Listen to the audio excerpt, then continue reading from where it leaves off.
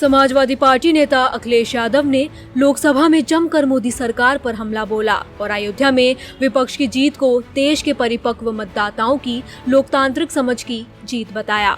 इतना कहने की देर थी कि उनके बगल में बैठे अयोध्या के सांसद अवधेश प्रसाद हाथ जोड़कर खड़े हो गए। हालांकि अखिलेश यादव जिक्र अयोध्या और भगवान श्री राम का कर रहे थे।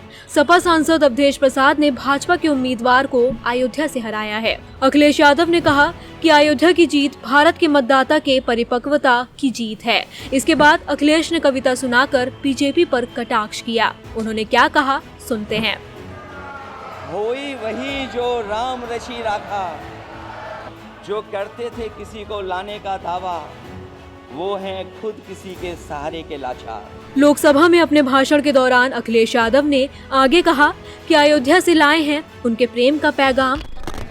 हम अयोध्या से लाए हैं उनके प्रेम का पैगाम। अखिलेश के ऐसा कहते ही पास बैठे फैजाबाद के सपा सांसद अवधेश खड़े हो गए और उन्हें प्रणाम करने लगे। अयोध्या से लाए हैं उनके प्रेम का पैगाम।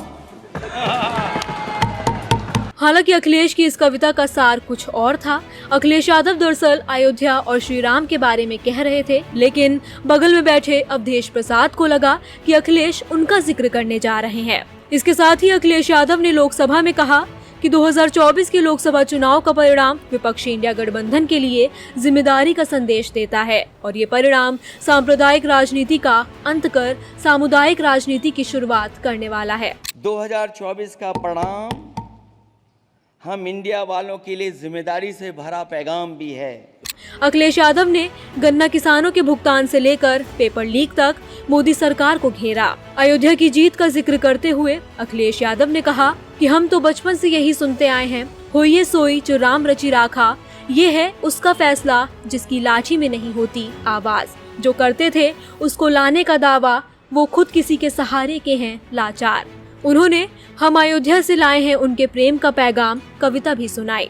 अखिलेश यादव ने राष्ट्रपति के अभिभाषण पर लोकसभा में लाए गए धन्यवाद प्रस्ताव पर चर्चा में भाग लेते हुए ये भी कहा, 4 जून लोकसभा चुनावों के परिणाम वाला दिन देश के लिए सांप्रदायिक राजनीति से आजादी का दिन था। सांप्रदायिक राजनीति का अंत हुआ और सामुदायिक राजनीति की शुरुआत हुई। इस चुनाव में सांप्रदायिक राजनीति की हमेशा के लिए हार हो गई। सकारात्मक राजनीति की जीत हुई है। हम मानते हैं कि संविधान ही संजीवनी है और उसकी जीत हुई है। सामुदायिक राजनीति की शुरुआत है, जहां सांप्रदायिक राजनीति का अंत हुआ है।